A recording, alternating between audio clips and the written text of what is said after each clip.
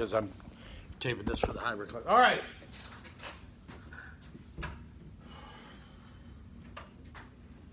What do you think of that? He has a lot of confidence when he speaks, and he seems to have a lot of confidence in the people. Okay. Confidence in himself, confidence in the people, absolutely. Did anybody see any shade of doubt in anything he said there? None whatsoever.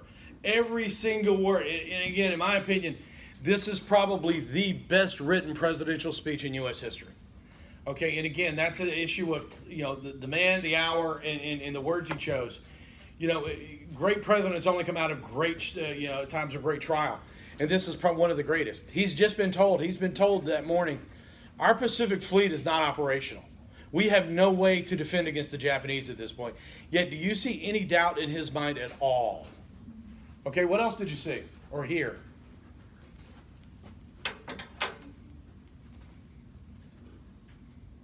I've got till 2:10. We'll wait. Come on, what do you think of the language he used?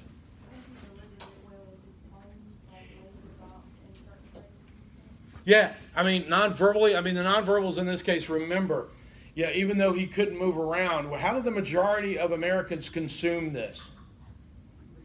Radio. Well, what he looked like really didn't make all that much difference. Okay, they may see clips of it a week later, and anybody even, y'all know what newsreels are? Yeah, like before every movie, you'd get a 15-minute summary of the news.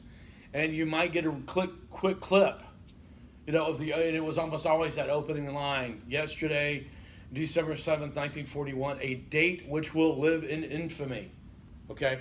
That was the line that came out of it that everybody heard over and over again. What else are your general impressions?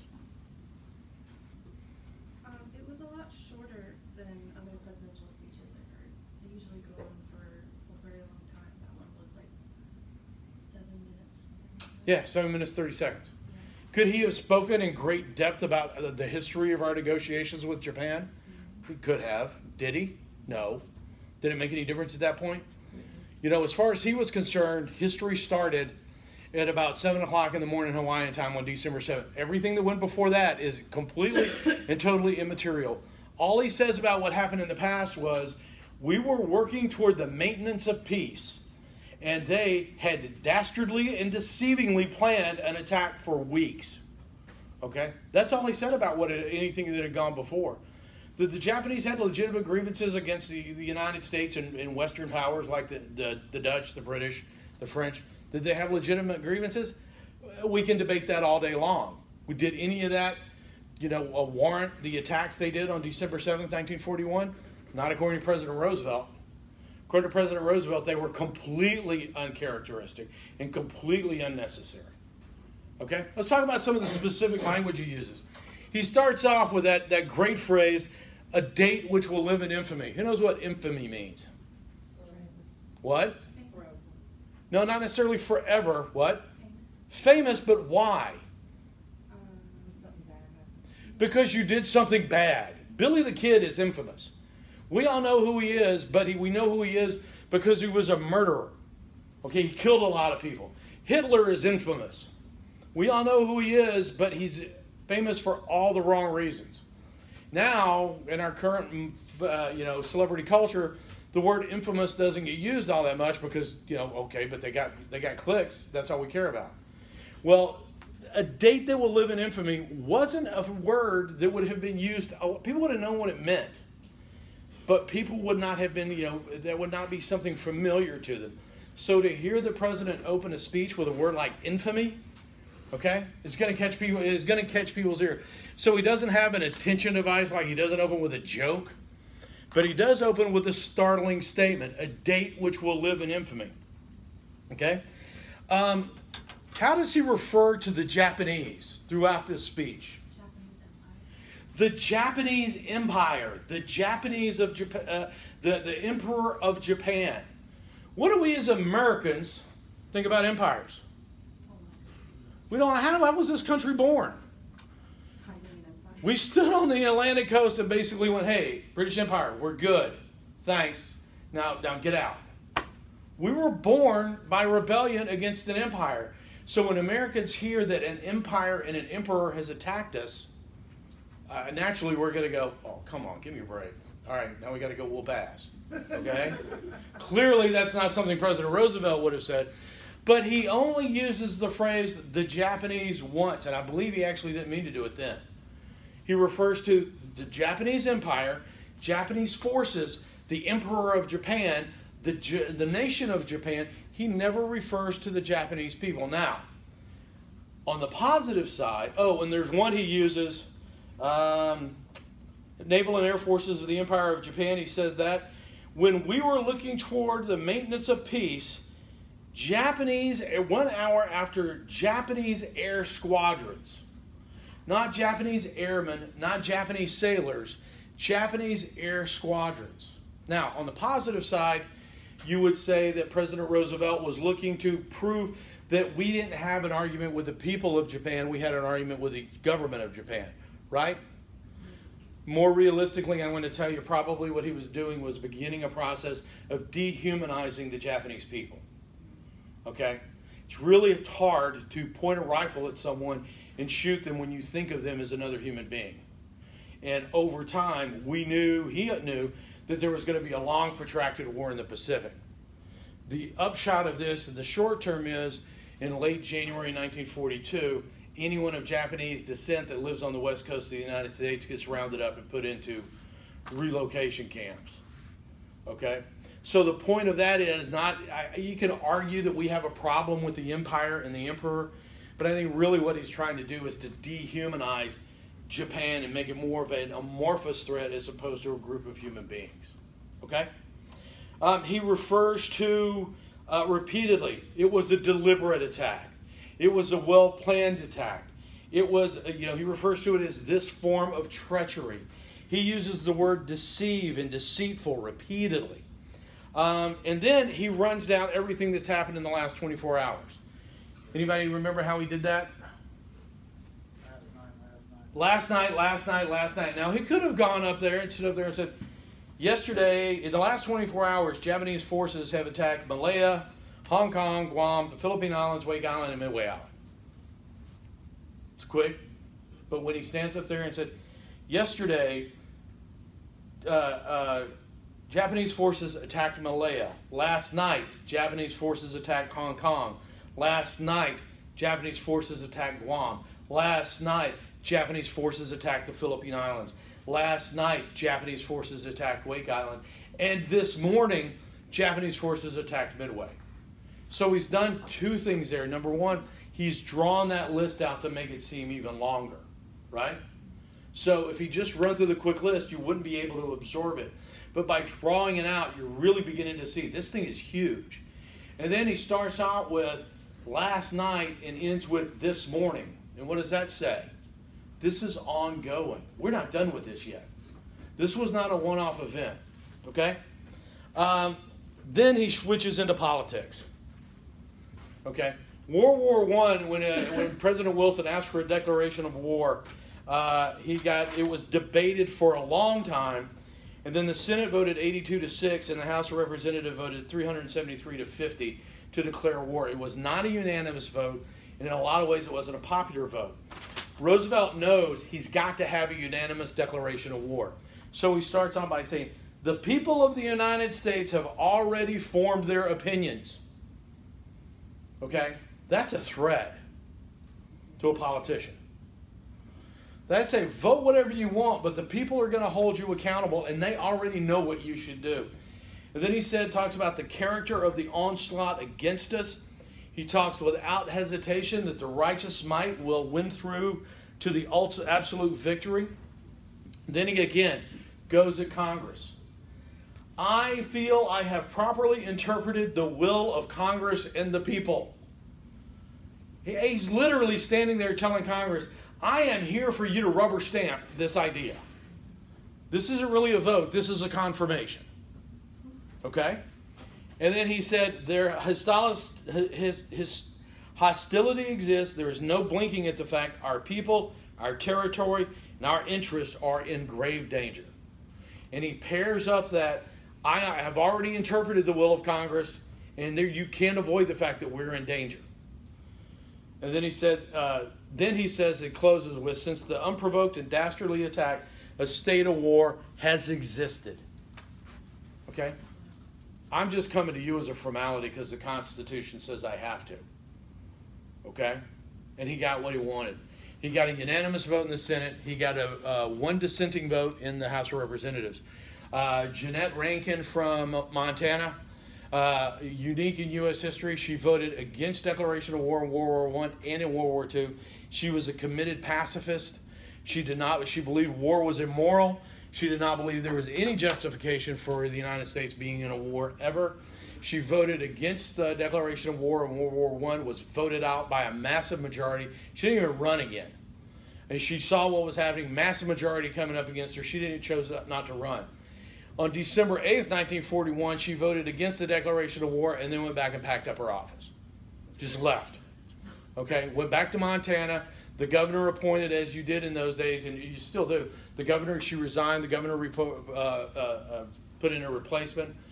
She did go back and support the war effort.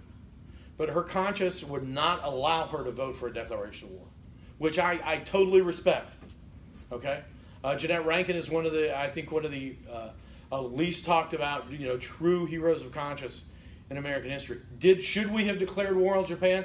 In my opinion, absolutely. But the fact that she would stand up against what was obviously overwhelming public sentiment to maintain her lifelong belief system, I think is a real credit to her and to our country. That, in other countries, she'd have been, murdered in the streets the next day. She lived a long life, and I believe she died before the end of the war because she was quite old at that point. But she lived her convictions. Okay? Again, the thing about it is, the effects of this, my dad went down that afternoon to enlist in the United States Marine Corps. He cut class. He was still a senior in high school. He was over 17, cut class to go enlist. The line at the enlistment office was too long. They closed the door before he got there. And I asked him why he didn't go back and re-enlist the next day. And he said, well, because your grandmother found out about it, and that was the end of that. And I'm like, what? And he said, yeah, your grandmother found out and told me that I wasn't going to enlist in the Army until I got out of high school. He never went back to high school. He went to work. There was an airplane factory there in Birmingham called Hayes Aviation. They started building B-24 bombers. He was declared. He then went down and tried to enlist in the Army a little while later. And they said, no, you work in a indispensable war industry. You're not allowed to join, which kind of ticked him off. Well, 1945 rolls around. He's been barred from enlistment for 4 years. He then, war's over, 12 months later he gets drafted. Okay, because there's no more indispensable war industries because there's no more war. And in late 1946, he gets drafted. He gets out, and then he gets in he could serve 4 or 2 years. He served 2, got in the National Guard, and then immediately got called up to go to Korea. So he was like, they wouldn't take me in one war that I wanted to go to, so they grabbed me for another one. So, yeah, that's my family history. Okay, anybody have any questions about that? Okay, great. Again, there are better delivered speeches. There are better orchestrated speeches. And again, there are more emotional speeches. And we're going to watch President Obama deliver a eulogy at the Mother Emanuel Church in Charleston after that shooting. So there are more evocative speeches. But as far as every single word being precise and doing exactly what it needs to do, I think President Roosevelt's Declaration of War speech is as perfect as you can find. Okay? All right, so let's talk about problem-solution speeches. All right? Everybody excited? Wow. Problem-solution speeches. You have a problem.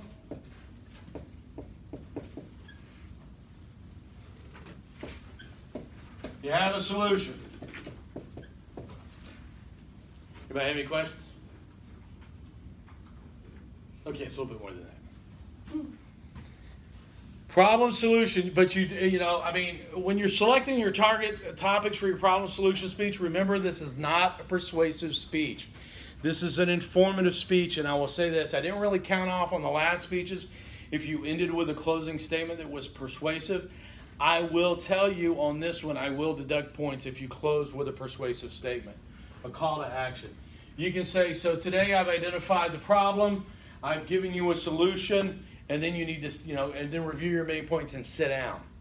Okay? Because if you then say, so the next time you're at Home Depot or Lowe's and you're buying fertilizer, make sure you get one that won't kill the fish in Clarko Reservoir.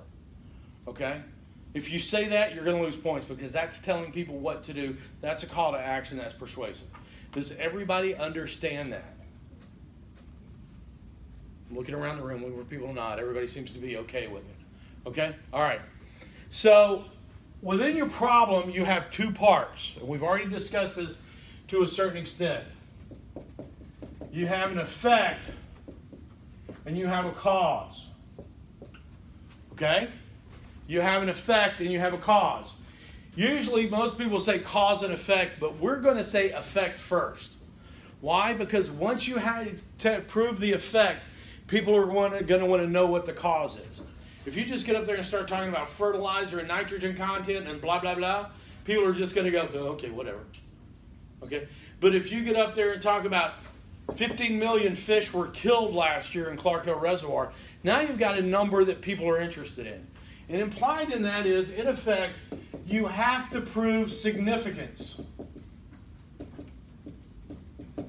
Okay? Back in the 1970s, the Tennessee Valley Authority had spent hundreds of millions of dollars in building a new dam.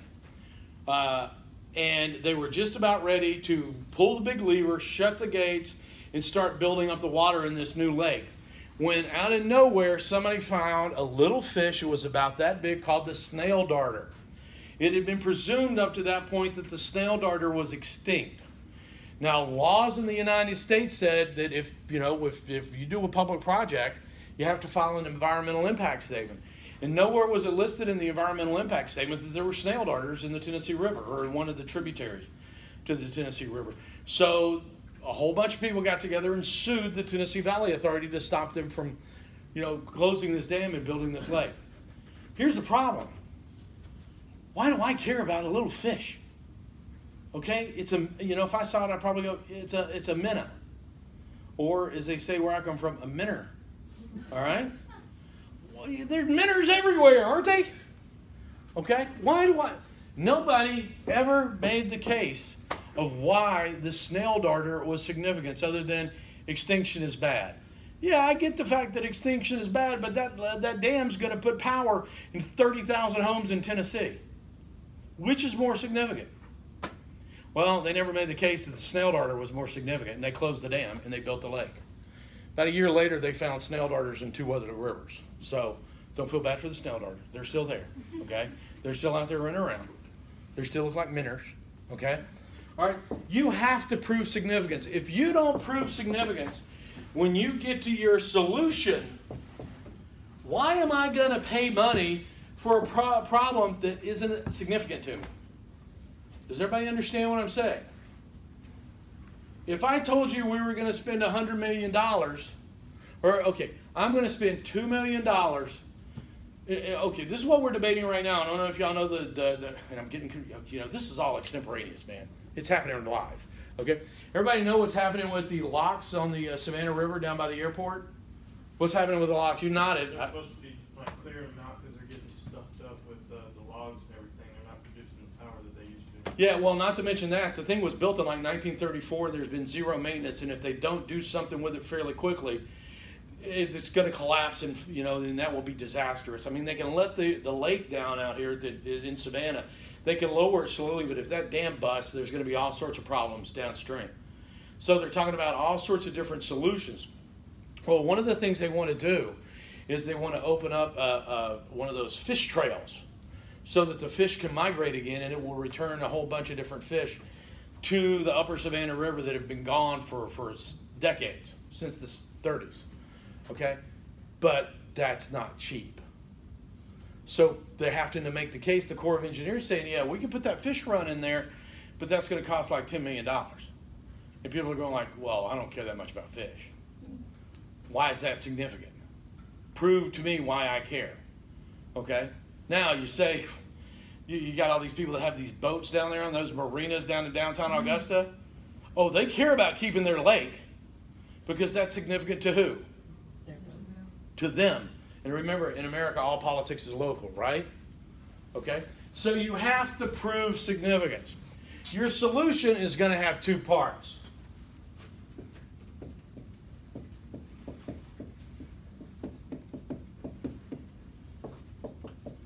Practicality and efficacy. Practicality and efficacy. Practicality says, can we reasonably do it? Okay?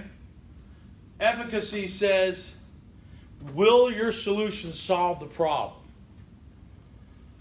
Okay? You need both practicality and efficacy. Now, the more significance you build in, the more you get to go for larger, more costly solutions under practicality. The practicality, can you repeat what can we really do this? Yeah, is it something we can sustainably, realistically do? And then the other one you said was? Efficacy. Will it solve the problem? Will it be effective? Okay? Opioid addiction is a problem in the United States. Here's a solution. Ban all opioids. Get rid of them all. Don't let doctors prescribe them anymore. Would that be effective? It would solve the problem. If there are no more opioids, people can't be addicted to them. Is it practical? Yeah, absolutely not. Why? Because opioids do have a valid medical purpose. We can't legitimately outlaw them. Does everybody understand what I'm saying by practicality? Okay? So, how many of y'all been to Los Angeles? A couple of people. Okay. If you'd gone to Los Angeles, trying to get a couple of different colors here. If you'd gone to Los Angeles in the 1960s, the 1970s, you would have been able to see from as far as to about that pine tree over there. Okay? The air quality in Los Angeles was as bad as it is anywhere in the world. Los Angeles has a unique set of topography and geography.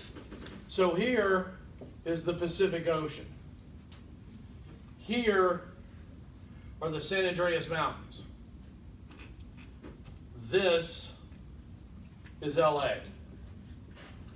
At that time, about 8 million people living in the desert.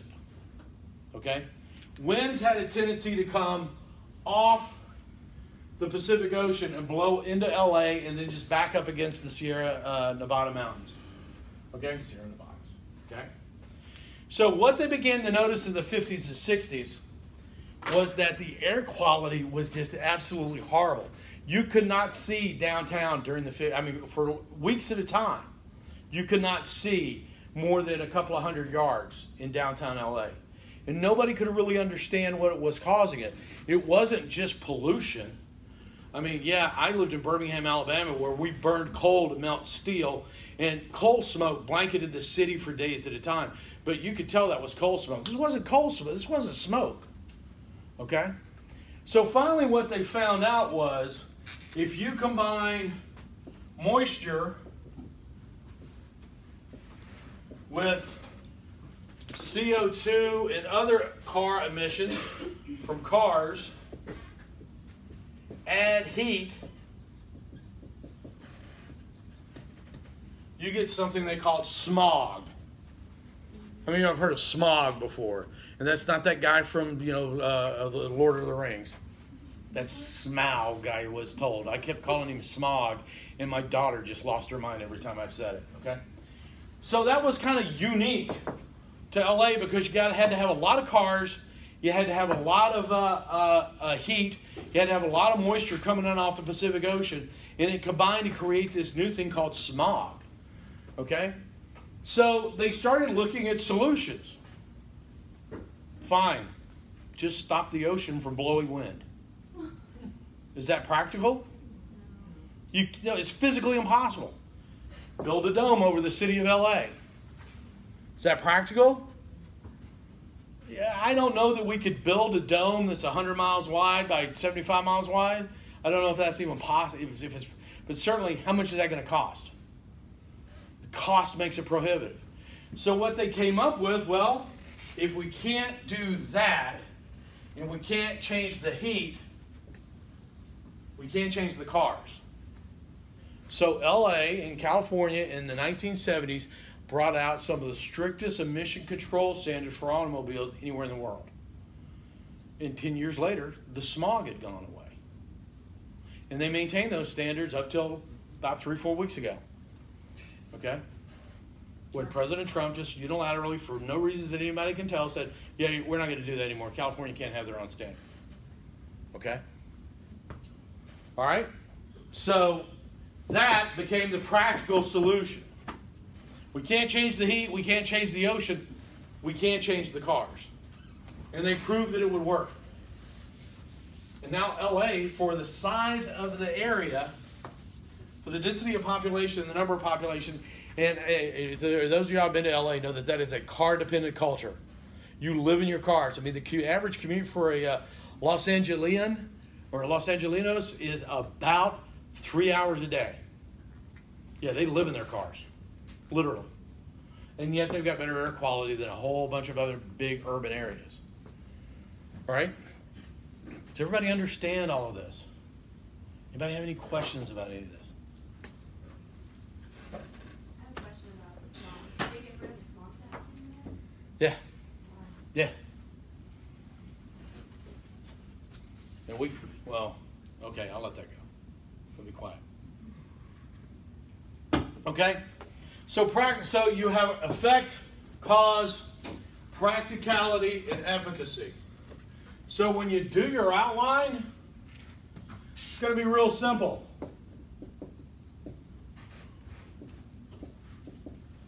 Attention device, statement of purpose, preview of main points, your credentials. Your first main point will be the problem.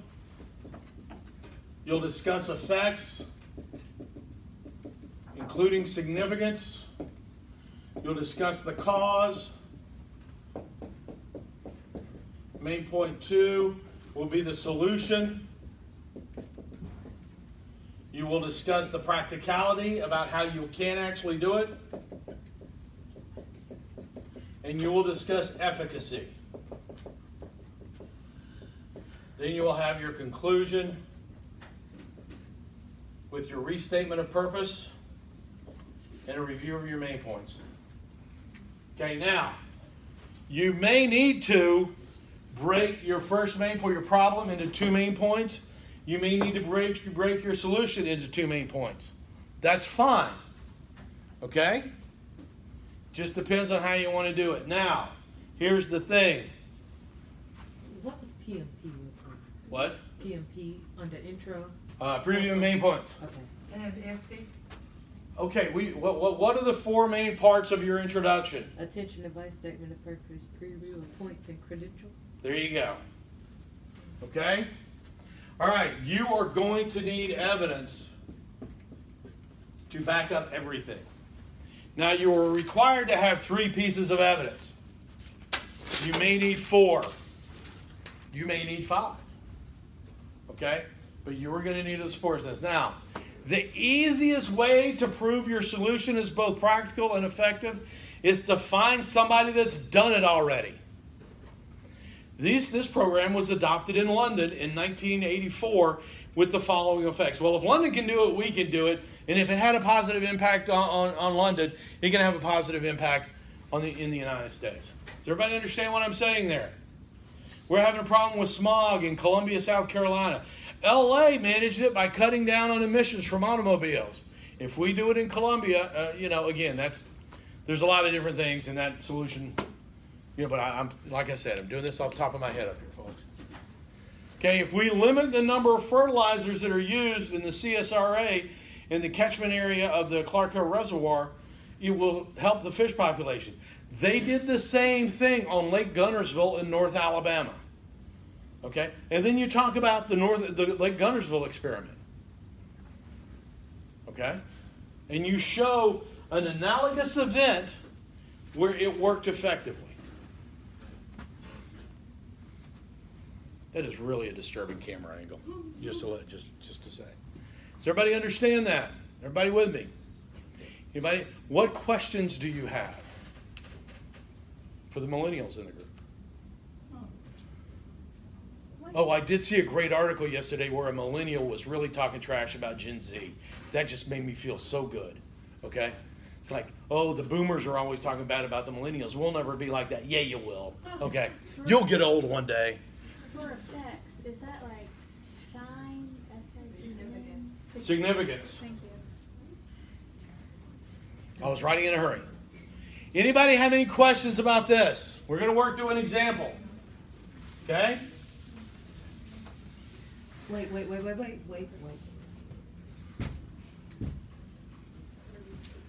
Okay. We've seen outlines before in class. I know. Okay, all right. Clearly I ain't doing well on it. Okay. All right, so let's take an example and work through the process. Okay? Our problem, everybody in here is relatively college aged. Well, you're college students, so clearly you're college aged, right? All right. For those of us who are non-traditional students, just project. Our problem is going to be alcohol abuse on campus.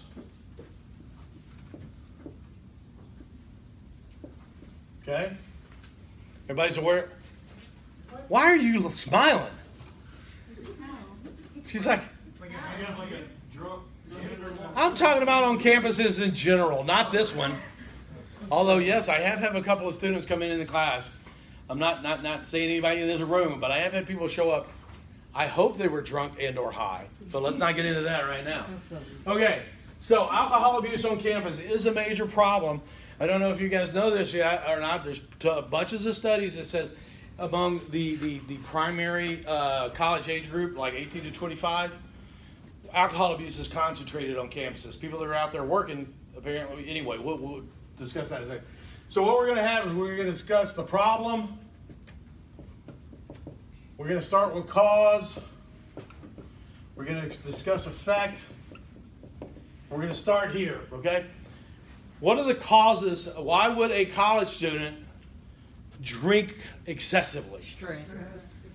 Wow. Did y'all practice that? That's amazing. Okay? Stress. What else? Depression. What else? What? Well, let's say entertainment.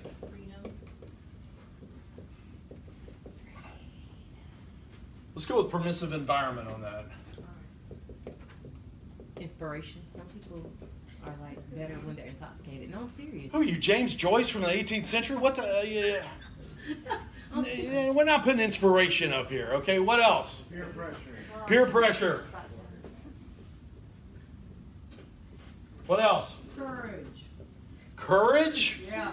Drinking, yeah, people do this, but what do you call it? What's that word? Uninhibited. Lower inhibitions? Yeah. Okay. Thank you. I couldn't get it out. I mean, what is it? Okay. Liquid courage. Rebellion. Rebellion? Okay.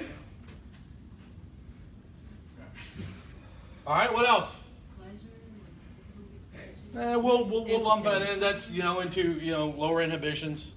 Okay, but we're in entertainment. Okay, what else? I mean, it's like the college experience. Like, that's what. That's what you're supposed to do. It's excessive. That would go under peer pressure. It's accessible. Okay. Access. Okay. One other one that we'll close this out. One other one that oftentimes comes up: boredom. Yeah. Okay. Now, what are the effects of excess drinking in college? Failures.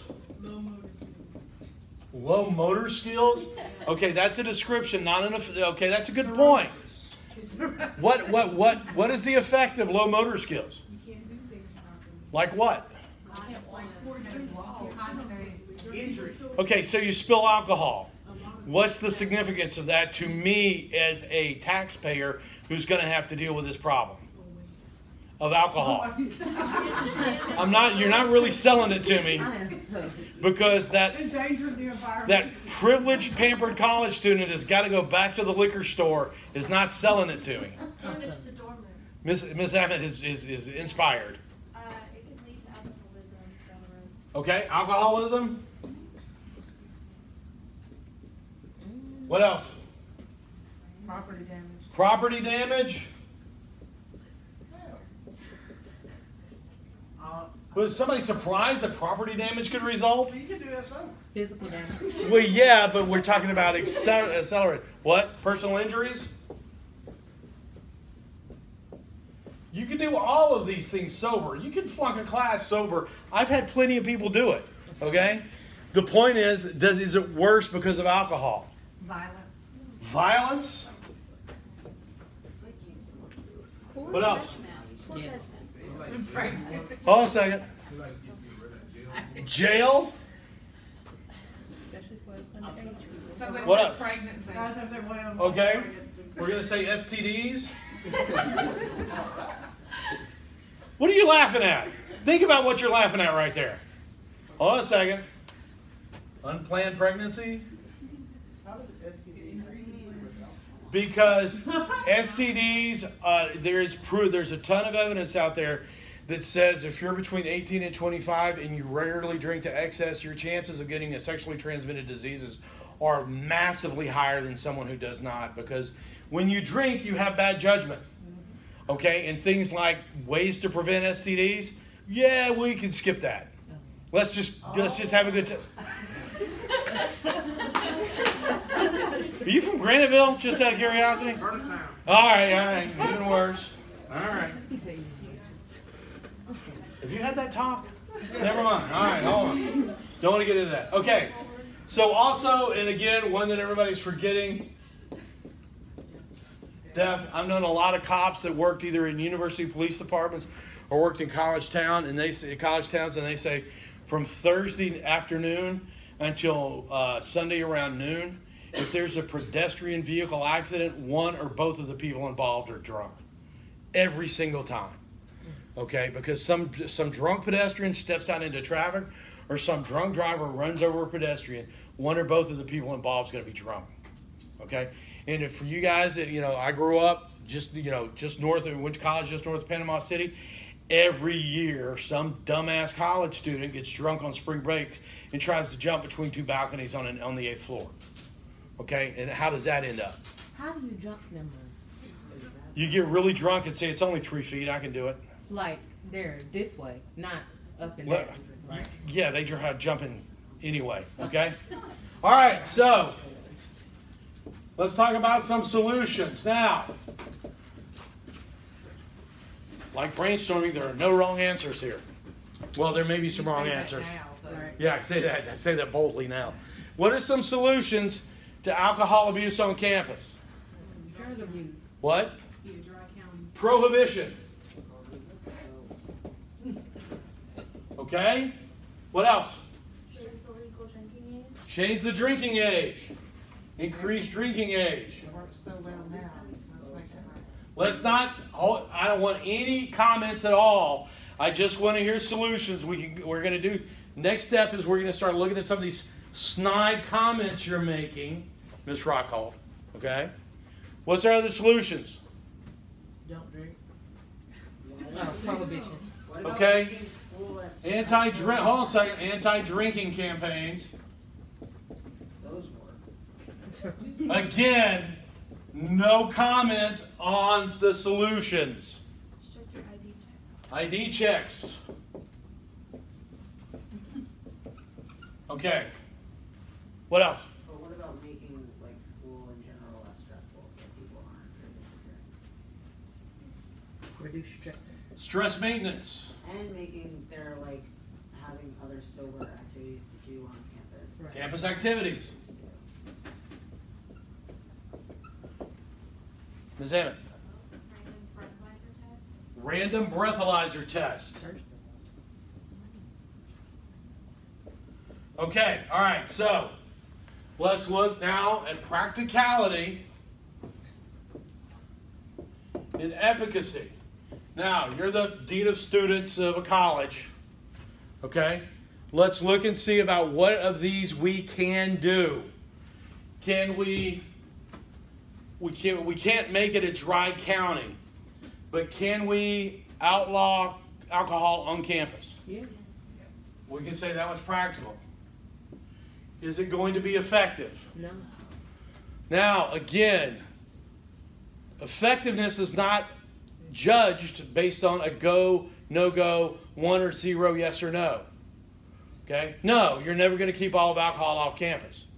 But if I outlaw alcohol on campus, will it improve the situation? Kinda, yeah.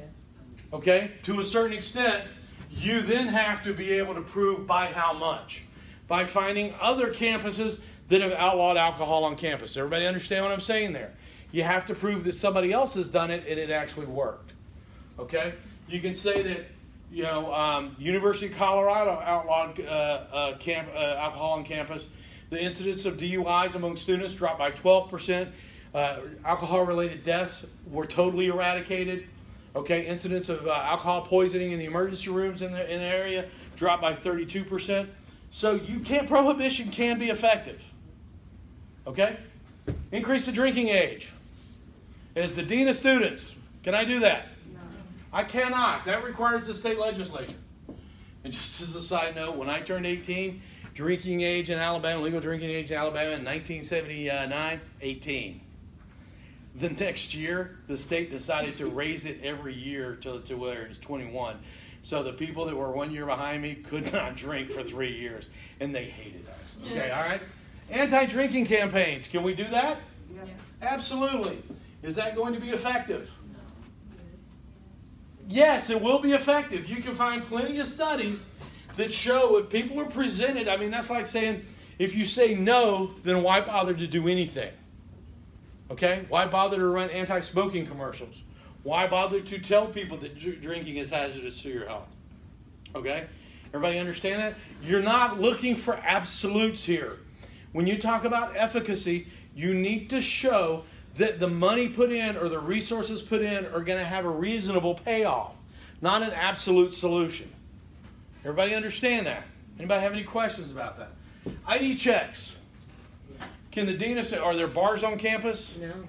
Okay, so that's, again, going to have to be something done by the local law enforcement agencies and the local government to make stricter enforcement of ID checks. I mean, if you have a bar on campus, sure. I don't know of any schools that have a bar on campus. FAU, Temple University. They have bars on campus? So in those specific It instances, was awesome because you can get drinks like on your like dime. It was called $10 at Temple. So like I don't think that's awesome. I think that leads to alcohol abuse on campus. it was awesome.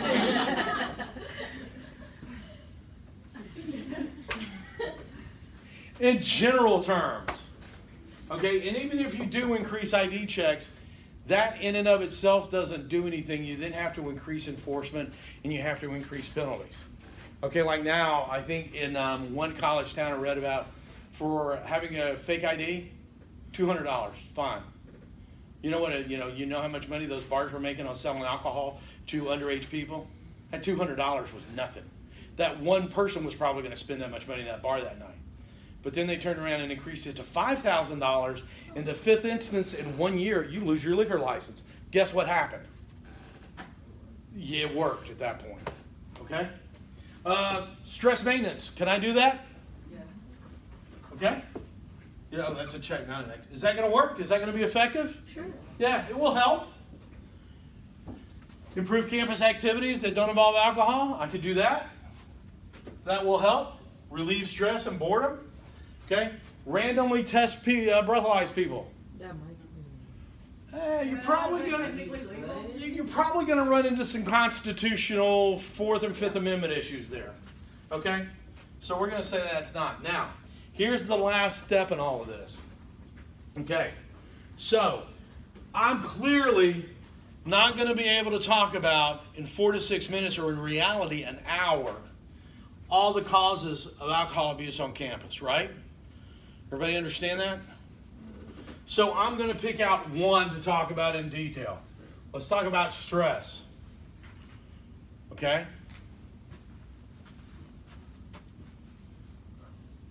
Does prohibition help me deal with stress? No. It does not. Prohibition deals with the effects, but you're not dealing with the cause you've identified.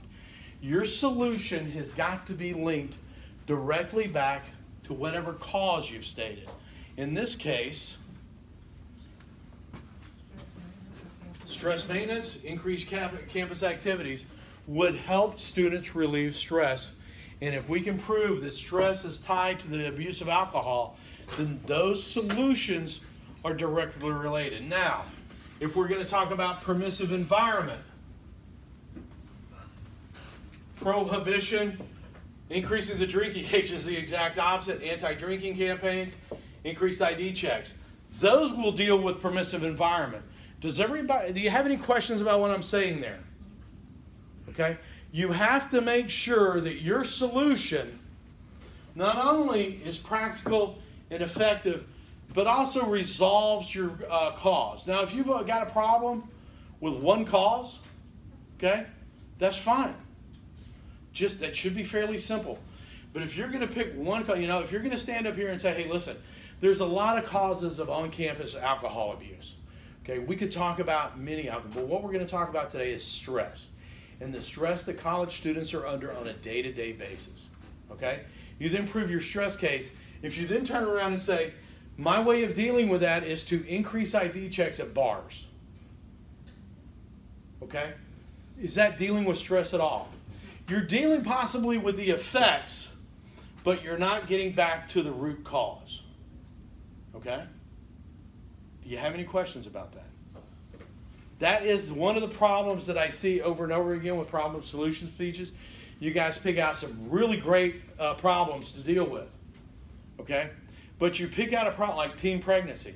You can talk for days about the causes of teen pregnancy. Okay? But you need to pick one, talk about the cause and the effects, and then when your solution, you need to make sure that you go back to that cause that you singled out and deal with that cause. Okay? Anybody have any questions there? Okay, let me say this. I do not expect you to solve the world's problems with these speeches. I do not expect you to solve any single problem, to be honest with you. Because I would like to hope, except for the ones that we've already said you can't do. And I gave an example using guns this morning in class about how the guy went, can I talk about guns? No, you can't. I'm sorry. I apologize for using that example. But there are a lot of weighty problems out there, real serious problems, okay, that we need to talk about, that I hope you want to bite into. And if you want to talk about the problem that your neighbor plays his music too loud, as long as you can get research to show the effect, is I don't get enough sleep. And this is what happened to college students when they don't get enough sleep. My solution is burn his house down, okay? Gasoline is $2.18 a gallon. It's in Kroger. I can get a gallon of gasoline and solve my problem. It is both practical and effective, okay? Arson, the homes that are targeted by arson are uninhabitable in 62% of the cases, according to the National Fire Institute. That's a good speech. I'm going to call Deputy John out here and put him onto your trail before you leave campus, okay? But that's a good speech because you have a problem. I can't get enough sleep. Here's the cause. Here's the effect. My solution is burn their damn house down, and it's practical and effective. Okay? Everybody any questions? Do you still want 3 sources? Yes, you got to have at least 3. In fact, you should have, again, you may need 4 to show your cause and your effect. And do me a favor, don't assume everybody knows what the cause is. Okay? Don't assume everybody knows the cause. Prove the cause. Yes, ma'am. What is this speech? Your outlines are going to be due a week from today, and we're going to be starting the speeches a week from Tuesday. So I think it's the 29th for this group. 28th or 29th. What? 24th and 28th is what you had on your announcement. Yeah, okay, that's it. Outlines due on the 24th. Yeah, outlines due on the 24th. Speeches will start on the 28th, if that's a Tuesday. I do not have the complete calendar memorized in my head. I barely know what time I need to go home every day. Your class is your class one of the ones that's over, like, right around Thanksgiving break? Or No, we come back after Thanksgiving. We're going to be working to the last day of class. I'm going to get every ounce of learning into you that I can. Okay. I do not. Oh, you guys, you got 2 speeches before your finals. The 29th is that Tuesday, I apologize. 29th. Outlines are due on the 24th. You'll be doing your speeches on the 29th. Okay, all right. So, anybody have, what are your questions about problem solution speeches? Just so I can